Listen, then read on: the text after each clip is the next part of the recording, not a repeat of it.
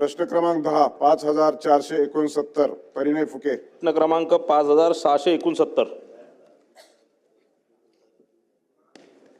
वितरित केल्याप्रमाणे वितरित केल्याप्रमाणे सभापती महोदय, या उत्तरामध्ये तफावत आहे. एकीकडे याच्यामध्ये सांगितलं आहे की 261 सहकारी उपसा जलसिंचन संस्थेच्या थकीत कर्ज जो 132 कोटी रुपये तो माफ करून शासनाच्या कॅबिनेटची जी बैठक आहे त्यात जो 14 ऑक्टोबर 2024च्या मंत्रिमंडळाच्या बैठकीत हे माफ करण्याचा निर्णय घेतला आणि ते पूर्णतः राज्य शासन भरणार हे सांगण्यात आलं. पण उत्तरामध्ये त्यांनी सांगितलं आहे की भारतीय रिझर्व्ह बँक दिनांक 31/12/2024च्या मार्गदर्शक सूचनानुसार राज्यात कर्जमाफी योजना राबविण्याचे झाल्यास त्याची सर्वस्व जबाबदारी राज्य शासनाची घ्यावयाची आहे. याबाबत वित्तीय संस्थेचा कोणताही आर्थिक भार द्यायचे नाही असे निर्देश आहे.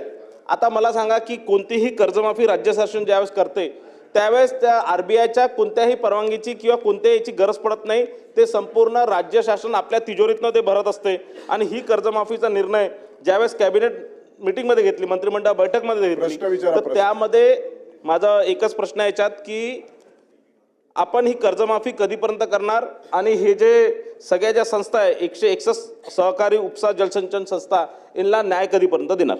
मंत्री महोदय. सहकार मंत्री. अध्यक्ष महोदय, आत्ताच परिणय फुके साहेबांनी उपसा सिंचना संदर्भात प्रश्न विचारलेला आहे. राज्यातल्या अडचणीत 261 सहकारी उपसा सिंचन संस्थेचे योजनाचे थकीत अर्ज मुद्दल आपले 132 कोटी 54 लाख माफ करण्याच्या संदर्भात बँकांना शासनामार्फत अदा करण्यास त्या दिवस आलेला होता. त्यावेळेस 14/10/24 रोजी हा मंत्रिमंडळाच्या बैठकीमध्ये निर्णय झाला. लगेच दुसऱ्या दिवशी त्या मीनवाईल हे पत्र काढण्याबरोबर आचारसंहिता सुरू झाली.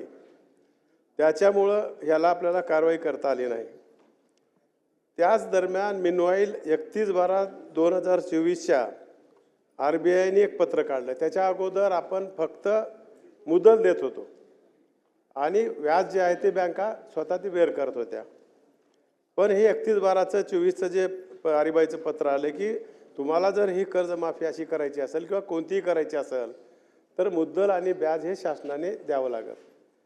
म्हणून आता आपल्याला त्या संदर्भामध्ये ह्याचा व्याजाचा रकमाचा आकडा आणि हे मुद्दल घेऊन आपल्याला कॅबिनेटला जावं लागणार आहे.